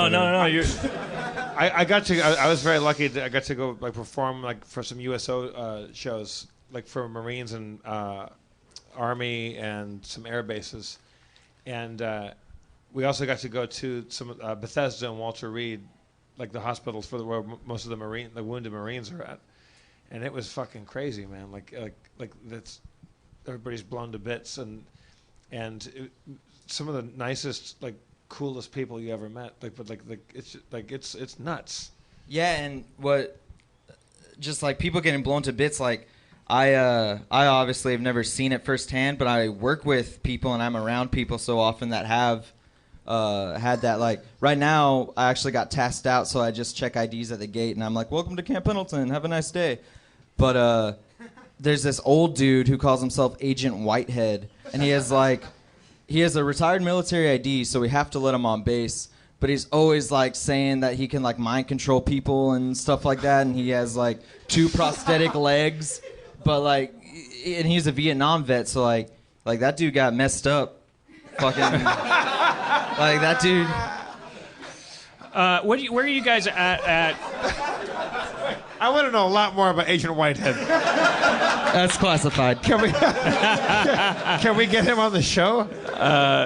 For all we know, he's in the back right now, watching us through night vision goggles. And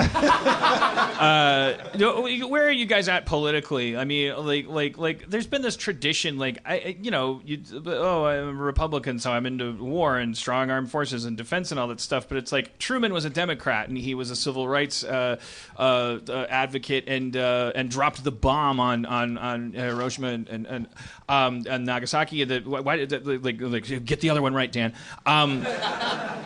Suzuki, maybe. These words have changed so much. Like politically, though, like from you guys span a couple years now in the armed services. Like the guys and gals around you, are they right wing, like to the They're max? Mostly right wing to the max. And yeah. are they pretty like kind of like? Do they say shit that makes you like crazy? One thing I find a lot in the like I'm as left as you can get, just about slightly less than him maybe, but like one thing I find is like, yeah, Trump sucks, but right, and that shrug is like there's the world in that shrug. It's like, I mean, I grab women by the pussy too. Like, what do you want? Because our forefathers did. Yeah. I mean, well, so how do you reconcile being politically liberal? Do you disguise yourself if you're surrounded? You're in a because I imagine there's right wing people in Hollywood that kind of like. They probably feel a little clammed up, like they don't want to alienate themselves. It could cost them money. It could cost them livelihood. I don't know how many. It just doesn't go with the territory. But then again, they must exist.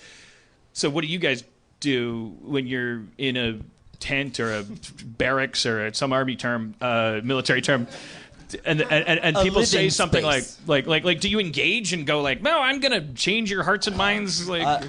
I can't speak for him, but I personally am like, let me tell you why you're wrong. And then I go into a spiel, and I'm like, I'm the only liberal Marine ever. I'm great. So, all right. Yeah, I definitely stayed more quiet when I was in the Army, and this was, like, I deployed to Iraq in 2003, so it was pretty recent after 9/11, and everyone was kind of, like, ramped up to go over there and kill people. What was your unit? I was in the 506th Infantry Regiment in the 101st Airborne Division, which is actually technically the Band of Brothers guys from the HBO thing. We did our USO shows. We did shows for like NATO, like doctors, and so like you do comedy for them. Like you can reference Voltaire, and like they dig it. We also did a show for the Big Red One, which is straight up infantry grunts, and they were just like proud. Murderers. Yeah. And they were great fun, but their job is to go in there and like different audience. Their tip of the spear. And if you didn't do a joke about blowing shit up or fucking and sucking, they weren't digging it. I imagine you have to get to that space in order to. I mean, your job, if you're going to do it well, or even if you're not invested in doing it well, but you're only invested in maintaining your sanity, you obviously. I mean, that's the definition of a soldier, right? You have to leave your humanity at the door. You have to become a machine, because the hierarchy and everything. It's like reliant. Even that's the weird thing about this country is that we act like there's this like left and right hand, but it's like the lefties in our country argue that we need thicker body armor. Like there's we're goddamn ambidextrous is what they are. we're a right of center empire. Why wouldn't you be right of center if you were an empire? You would be conservative because you'd like things to be the way they were yesterday more so than to have them change. And it's our behavior that would indicate that we have people in our country that vote and pay taxes and speak very loudly about how incredibly left we are. But when we measure our country as a collective and observe our behavior, we are full on into blowing shit up. We're full on into occupying spaces, influencing democracy across the globe, depending on our interests. Like we're down to fuck. And so, what is my point? Well, let me just say, I don't think I mentioned this in the little video, but I guess my point was just that if I got drafted, if I was not 43 and I wouldn't immediately have a million reasons why I couldn't, but I would absolutely. I mean, there's only one path. Like you would have to go. Like, okay, yes. Like I surrender all of my critical thinking because otherwise I'm gonna keep fucking up and I could hurt somebody. I could fuck something up for everybody if I don't just put blinders on and just like I gotta just like I wouldn't be capable of doing it successfully, but like that would be my choice. That's for me that's a shitty thing. It's like the more you think, the stupider you are. Like if someone is like, hey, you fucked up, so you got to go do lunges up and down a hallway for 5 hours or whatever, you're like, okay, I'm going to go do lunges for no reason, and I'll think about something else. Like, there's no opportunity as a lower-ranking person to be like, I'm smarter than my leader, I have a better frame of mind than him, a better, geopolitical understanding of the situation than him or her, so I'm going to make this decision. Yeah, I don't even want that in my editor. Like on a sitcom, that will cost money and make us a worse television show. Riley, like you need blind loyalty. I'm sorry, Riley. Do people in the porn industry ever get asked to go to USO shows, like to go perform with the troops? I mean, I get asked to the military ball once a week, but. like people go out and perform. The troops would flip if you came out there. Yeah, I mean, I don't know. I don't personally go and perform like sex shows and stuff. No. I mean, like just. I'm not saying, just appearing. I'm saying get on stage and do like porn. I'm saying like if you went out there and just like shook hands and said hello and met people, they'd freak out. Probably a lot of the locals would be pretty upset about it, to be honest. The locals. Like in Iraq and Afghanistan, they're Muslim countries, so porn was not allowed at all in the military. But obviously, I'm sure I first saw Mr. Reed here from a war zone. Yeah, I've sent many. I send care packages to guys in the Army very often. So. Well, all right. What is in that care package, Riley? My panties. Chocolate candies.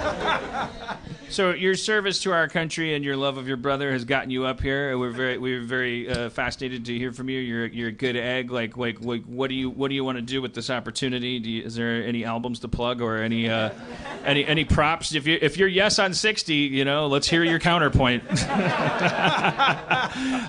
Or what? Yeah, anything you want to say? No, I don't think we have any plugs. We just wanted to be able to chat with you. And is there anything when you're listening to the podcast that you're like, well, geez, none of these people on stage or listening are in military service? If they knew what we knew, maybe is there anything that you've heard us express that you're like, well, come on? I've got a few. I'll read it on Jeff's Twitter later. But are you saying, Lee, that Alex has talked you out of going into active service? Like you? Oh no! Like, so I have a daughter, and she was born when I was 18. And I was like, well, I'm not going to finish college, so I'm going to join the military and have a life that way. And so that's why I joined. And then I was like, I was already super liberal and shit like that before that. And, I'm ready to get out. That's all. And I think it adds to the story a little bit that our dad is a career military Army officer. And so we spent our lives as kids moving around every 2 years around the world, and our parents are very conservative. So we definitely grew up in that world, and had to figure out. Was it like a Great Santini thing? Was he a hardcore dude, or is it? Or... I stood. I don't know if you know what parade rest is, but when my dad was angry at me, that's how I stood in front of him, which is a military position of attention. What is that exactly? Feet, and for how long? Feet shoulder width apart, hands behind your back. Whenever he was done. Really? Like, what would be? And then I'd get beat, and then I'd go to bed. And lesson learned. Fucking hell. Spare the rod.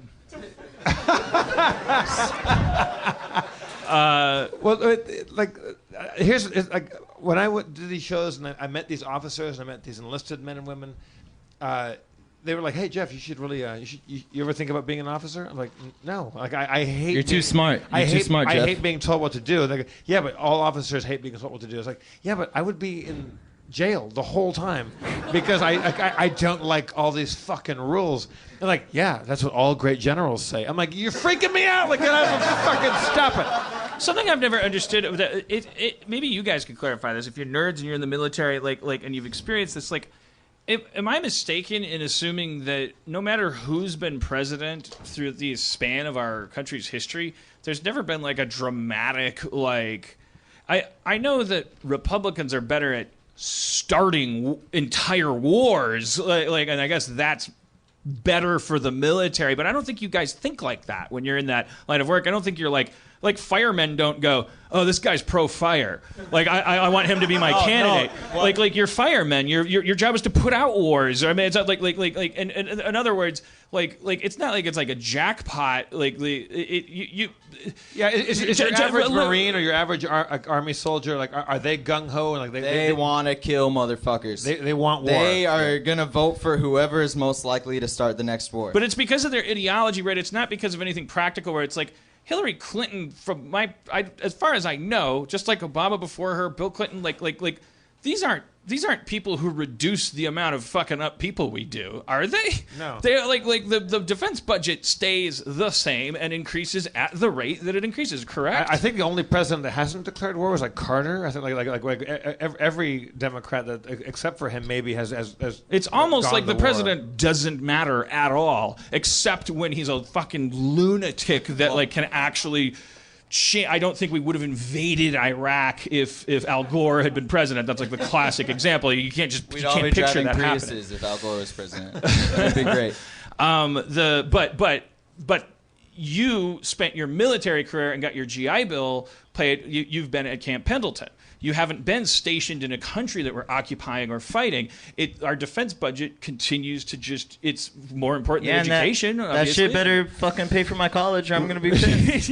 Yeah, but we have bad news for you. While you've been gone, we've made your college education worthless. Enjoy it. Enjoy your degree in fucking whatever, but...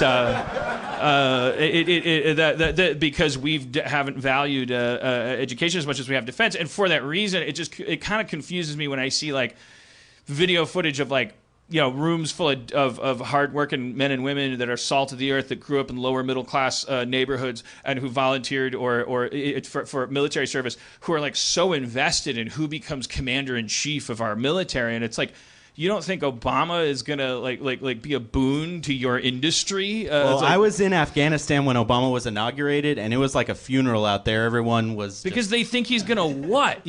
Pull back from all Muslim countries. I'm a secret Muslim, and I hate blowing brown people. And, even if he did pull everybody back, he'd assign you to the Attorney General's office so you could go raid dispensaries. There's always work for a hypocritical politician to assign people who know how to kill people. Alex, what you said is a funeral. What was the mood on base? Everyone was just disappointed, distraught, just thought it was the worst thing that could happen to our country, that he didn't really love America, saying, Obama, it's one letter away from Osama, and really meaning it. His middle name is Saddam. Hussein, not Saddam. Same shit. So we don't want to think that about our military. I want to think of them and police as people who are so close to the action that they know the nuts and bolts that there would be a culture shock in a conversation with them, and the politics would be different, but it would be because of real things. It wouldn't be because of hypnotism. Like for somebody who actually has to be the one whose hand is on the lever or finger on the trigger, I would expect them. I would grant them the right to be so hardcore right wing because of their real basic like fundamental philosophy and the risks that they take and stuff. But it's disappointing to hear that it's more like, yeah, as in the trailer park, so in the military. They watch Fox News in the where you eat. They just because it's like it's almost like that makes the job separate from the ideology. That it's like, well, the job is to have to deal with the repercussions of how we think, but like we don't like. They're just thinking the same shit. You have to think that way to be happy doing that, right? Yeah, but I'm trying to bounce out because I'm like, I don't get it. Like, I feel like if I'm a soldier and Obama gets elected, I'm like, that dude's gonna blow up shit like nobody's business because he's a Democrat. I think you just barely touched on it, maybe, but like the whole Colin Kaepernick kneeling for the flag, national anthem, and shit like that. People are like, he hates the troops, but it's more like, why does disagreeing with certain things America has a trend for standing for mean that you don't appreciate the people that go and fight for the things that you do happen to stand for? Exactly. Like, it doesn't. You know what I'm saying. And you know, there's liberal nerds in the military, and there's all different stripes in the military. There's definitely that mainstream right wing go kill Muslims culture, but I don't want to shit all over everyone. You know, I met other nerds there and other bright people that. Well, that's the conflict that we're in. That's the last thing we want to do. But like, you know, that is the thing. Like, it's like that also gets taken advantage of. In the 90s, we developed this phrase, "support our troops." Like we're like because we figured out that like oh, who the hell can't support our troops? What are you, a monster? You're talking about young men and women like risking their lives for our country, but it was like if it wasn't support our troops, it would be support the war. And it's easy to not support a war. It's impossible to not support the troops. And so that's an abusable ideology. It's like and so stateside, when we get reminded of the fact that like, oh, in Vietnam, and then these poor kids came home and we spit on them because we confused them with the people that sent them there. We're never going to make that mistake again. But that growth on our part was absolutely abused by a war machine that told us, yeah, don't do that anymore, ever again, and no news coverage and blah blah blah. Support our troops, and it was like, it was used for fucked up purposes, and like so we sit over here and we go like, I don't even know what the fucking like how to treat veterans, you know. It's like except to say, and then you get this like empire where we just go like, well, I'm liberal, so I want these guys who lost their arms and legs to be taken care of. I want them to have better armor on their Humvees when they're patrolling the areas. I keep kind of like, I'm a liberal? What? Yeah, all right, okay. How do you guys feel about porn when you're not in Afghanistan? You like you I'm a fan. Yeah. A+. Now, Riley, here's maybe a little too intimate a question to ask you, but when you are you a waxer, a shaver? How do you do it? I know where this is going. I personally shave, but I do plan on getting like laser hair removal at some point. Now, Riley, do you know that you don't need to choose between price and quality?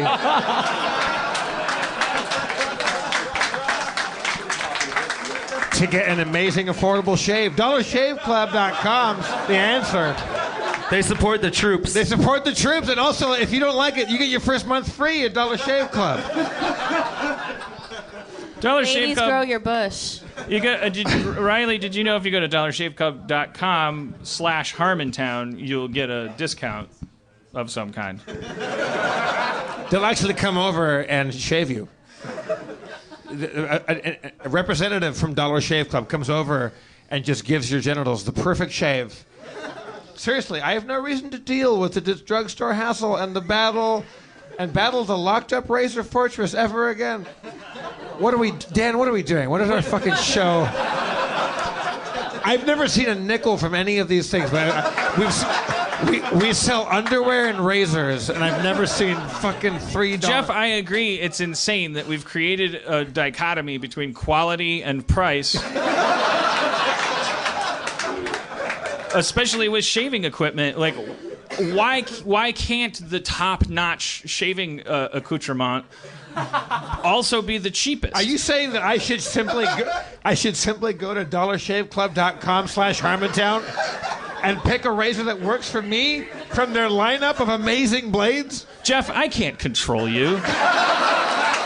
It sounds like you're trying to tell me what to do. I can only I don't want to be told what to do. Like our great guest tonight, I can only share my experience with you.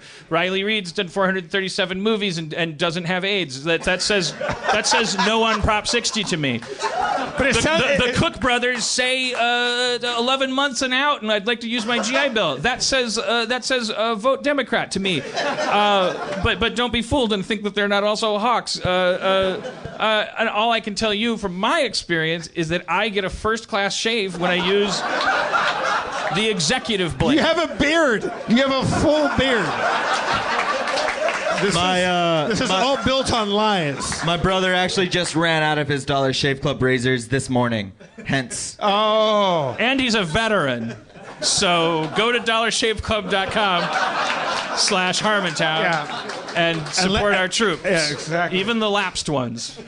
I mean, as far as as far as I'm led to believe, Dan, if all this liberal claptrap is to be believed, that I can look and smell like $1 million without paying for it. Right. That seems that's Obama's America. And in the interest of equal times, maybe you're a Republican, so think of it this way. Like, when you do grab your lover by the pussy, don't you want it to be a smooth, frictionless experience? Here's your chance. I mean, don't just flock to dollarshaveclub.com. Don't associate them with my liberal agenda. Is what I'm saying. Like, this country may need walls around it. We may need an orange rotting pumpkin for a president. We're still going to need to shave, and we're still going to want those shaves to but come. only if you type in /Harmontown. Well, that'll get you a discount if you go there and type in Mark Maron. I don't know what's going to happen. Your beard will get longer if you type in Mark Maron. You'll get a more successful shave, but I didn't. We haven't had the president on here, so here we are telling you. It's dollarshaveclub.com/Harmontown. It's just a few bucks a month, no long-term commitment. Jesus you get a box full of shaving stuff. Is that right? Is that right? Jesus, I hope so. Or the lights are going to start going out. We're supposed to do an ad for a tuxedo company that promises me free suits. I'm very excited about that. And to answer your earlier question, there's a quarterly process. Feral Audio has a corporate structure. Like you'll get your money. I just feel so dirty right now. Maybe it's because I don't look and smell like $1 million because of dollarshave.com. That brings up anal bleaching. My girlfriend /Harmontown. My girlfriend goes. Your first anal bleach is free, and if your asshole's not perfectly bleached. Will they send someone to bleach your asshole to your house? Yes. Absolutely. I need to finish the sentence, my girlfriend, so that people don't go. I think Dan was going to start saying she got offered an anal bleaching because she gets there's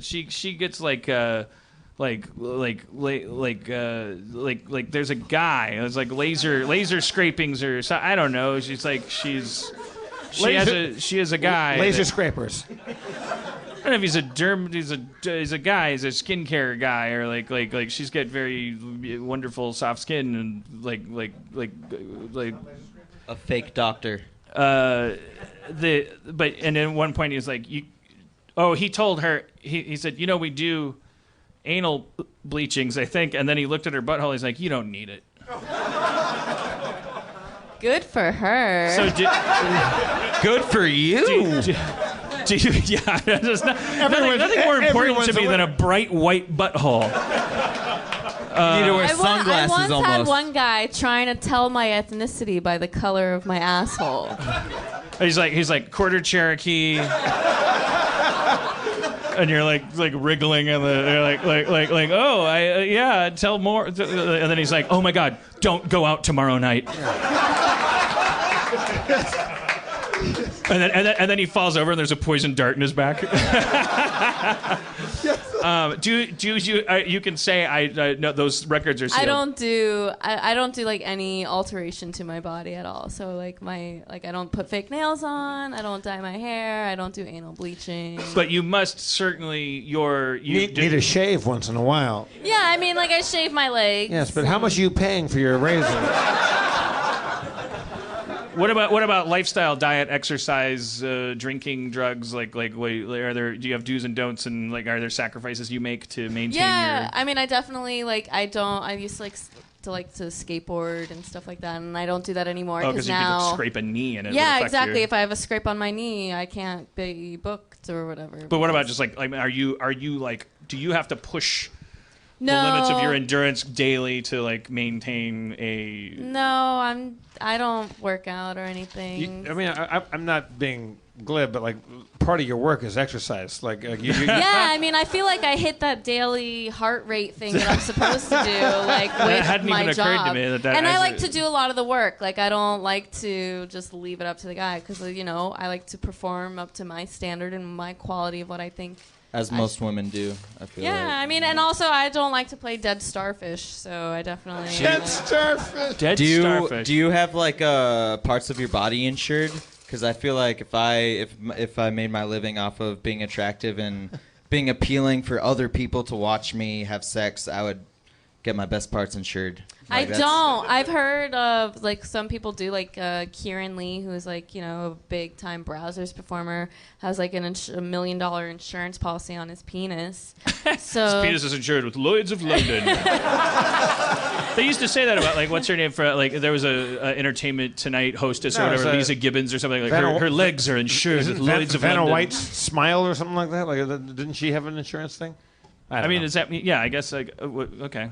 No, but I don't. But you could do that with anything, can't you? That's like kind of like just a bad version of playing the stock market. Like I could just say, I'm going to insure this snail with Lloyd's of London, and then if it dies, stomp on it and collect the goddamn money. Right, and they're like, yeah, we'll cover that for $60 a minute until you stomp on it, and we'll pay you $120. And there's a 2-minute moratorium on snail stomping, and I mean.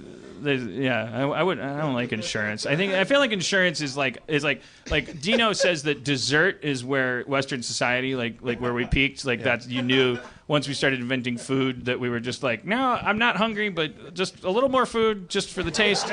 Like from everywhere that it's. And I'm saying as far as capitalism, insurance is the invention of the idea that like oh hey man, like nice pants, yeah. Be a shame if something happened to him. Or you mean extortion? Well, no, I'm not going to do it. I think I'm just betting it'll happen. I'm almost certain I heard this exact sentence on Bang Bus. I'll never forget getting an envelope from insurance. It was when Christopher Reeve was still alive, and it was the envelope was from an insurance company. And it was identical to a fucking like extortion racket because it was a picture of post-accident Christopher Reeve fell off a horse, like injured his neck. It's like you're 25. I don't know. Superman. I know. Okay. There's been a lot of supermen. Well, he didn't have horse insurance. That's the problem. And it's a picture of a visibly affected Christopher Reeve. Like he's like going like this, and there's a quote next to the photo that I'm getting in the mail, and it says, "Don't let what happened to me happen to you." Like what? How is this not a note from a fucking criminal? How is this not How is this not against the law? You're threatening me. Don't let what? That's what insurance is. It goes, it's a beautiful house, beautiful family. It'd be a shame if something happened. Can I have $60? But they don't even, the mafia's more honest because what they're saying is, we'll do it. We'll destroy your house and your family. Give us $60. You just guaranteed it won't happen. That's more honest exchange of goods and services than insurance, which is saying like, oh, I don't know, something might happen to your house. And you're like, yeah, something might for real. Like a mafia guy might extort me or a tornado might happen. And they're like, yeah, all kinds of things. $60, please. And then the tornado happens. And then they send a guy that's like, tornado? I don't know. Looks to me like you're an alcoholic, maybe had a rough night. The Tasmanian devil came through here. We only insured you against tornadoes. They're spelled the same, but they're pronounced different. Yeah, read the fine umlauts. It's not. Insurance isn't a government agency, which is why you know that their business is in making sure that your cancer, your tornado, your flood won't pay out. They're a business. That's what you know about them from the get-go. The weird thing is that then they're all tied into the government because a guy with a gun can pull you over and demand to see their paperwork. And if you're reaching for the glove box the wrong way and you're the wrong color, welcome to the angry grandpa portion of the show. I like to round up a group of soldiers and porn stars and just shake my cane. Guardians of vitality and violence, lend me your power. I guess everybody go home and watch Westworld and just do the highlights of the debates. I saw him. It's just more of him fucking loudmouthing it and like interrupting her. And he's like he spends the whole time going, "Can I tell you? You let her go a minute. You let her go a whole minute." It's like an 8-year-old, and I don't even care. I hate all politicians and I hate government, but I mean, Megan Gans. I was traveling today. I flew home, so I was in a car and I recorded the debate. I'll watch it later, maybe. And the only time I've ever truly loved Twitter was today because all of my funny friends were being hilarious. But Megan Gans is a writer that worked on Community. She wrote something. It wasn't even a joke. She just wrote, crying, "You act professional and play by the rules, and you get interrupted by men." And that to me says the whole shooting match. Yeah, and he kept talking there. about how she gets to interrupt him and all this stuff. It was like, you can't. Like, that was my biggest fear, is that what she's working against is you can't compete with him without looking dumber than you are. Like because who would, and she didn't get to choose her opponent. It's like she, like, I almost like she, the 6 hours after she wins, two things are going to happen. The Republican Party is going to start maligning her by maligning him. The Republican Party has already basically disavowed him, but they're gonna 6 hours after her inauguration or election, they're gonna start saying, there's a woman in the White House, and the only reason is because it was a one woman race. Went up against an impotent man. Yeah. She went up against a weird orange guy from a Doritos commercial. Like, they're gonna be like, it wasn't even a fair election. Hey, Lee. At Camp Pendleton, is it very Trump? Is it? I mean, I know they hate Hillary, probably, right? What's super cool though is that at the same time it's in Southern California. So like on Camp Pendleton, okay, so like the debate that went on a couple weeks ago. Right now I just like scan IDs at the gate and I'm like, you can come on, you're brown, you can't. You can come on, you're brown, you can't, because that's my job. But Jesus Christ. Fucking, so all these people came through with like their Trump stickers and their Trump hats, and they were like, "Yeah, Trump is stomping Hillary in the debate tonight." And I was like, "Yeah, I bet he is." But like once you leave Camp Pendleton and you go 30 minutes north or even down to like the gas lamp in San Diego and stuff, suddenly you start seeing all these like Priuses with Bernie stickers, which is that was our dude. Now, have you ever seen the movie At Close Range with Sean Penn and Chris Walken? Fuck no. Because if you guys have not seen this, and people that are subscribers, please rent that, because this guy is fucking Sean Penn from At Close Range. Do you know Mr. Walken well enough to just the short Chris? No. You and him are... Swear to God. It sounds like Christopher Walken is joining us for a closing rap. Yeah. It's time to put a beat on before you get peed on. You want to beat Dan? Yeah. And you do the Vincent Price bridge as Christopher Walken. I'm going off my phone right now because I forgot my fucking iPad. All right. Yo. Oh, hey, Zach, you got a beat? Yeah, Zach, you got better beats. Give us a beat. I'll come in as Christopher Walken. We got to end this thing because we're running late now. Yeah, we're late. I'm trying to close the show. All right. Yeah. Riley, if you want to get in there. Yeah. You in a rap, Riley? Yeah. Yeah. Oh shit. Yeah. The sex industry needs regulation, but it can be self-regulated. They're doing fine. They don't get AIDS all the time.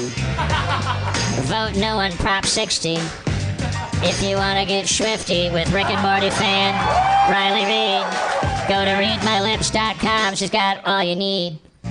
DollarShaveClub.com/Harmontown is getting down with the military servants in the Pentagon. The brothers Cook, they're gonna give you a different look at military service and what it's like to serve.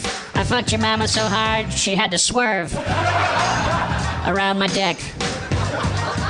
But let's pick a different direction because of all the misogyny. We'll talk about fucking your daddy for one night only. I fucked your daddy so hard he had to run into the yard, holding his butt, saying, "What about my scalp reduction surgery that I had?" Look it up. There's a story about Donald Trump getting scalp reduction surgery based on the advice of his wife, Marla Maples, and then getting so mad at how botched it was that he beat her, assaulted her, and raped her. Break it down.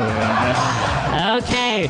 When you talk about grabbing by the pussy, I got a feeling you haven't touched a lot of pussy. I don't think that your dick works, and I don't want to disparage people whose dicks don't work. Because I don't want to live in a society based on sexual acumen. I'd like to leave it to the professionals. And watch them and find a girlfriend cool enough to just be content with a giant fat walrus rutting on top of her. But that's me. Yo. Dollar Shave Club gonna give you $1 shave, but that doesn't mean quality will be saved. Just your money. Your skin will be smooth. I fucked your mama while she was on the move. I mean your daddy. I fucked your daddy. I fucked your daddy. My baddie. Yo, don't tatty on me. I'm just a laddie. I'm just a grown-up rapper. I'm a laddie. I'm your dad. I'm your son. I'm Rappin' Johnson. I'm Johnson Jr. Let me tell you how to rap. Okay. First, you say a line. Okay, how about my name is Rappin'... You're fucking up already. Just Thank you for coming to Harmontown, everybody. That's been our show. Let's hear it for Alex and Lee Cook. The Cook brothers. Riley Reid, everybody. Go to readmylips.com and support her as an independent producer and entrepreneur. Yeah. Vote no on 60. Vote no on 60. Go to Dollar Shave Club to get your asshole bleached this evening. What? New York Comedy Festival? Oh, the New York Comedy Festival. Thanks, guys. Thank you for your sacrifice and for. We love you all. Drive fast. Take chances. Thank you so much for coming. We're going to be at the New York Comedy Festival. I guess that helps.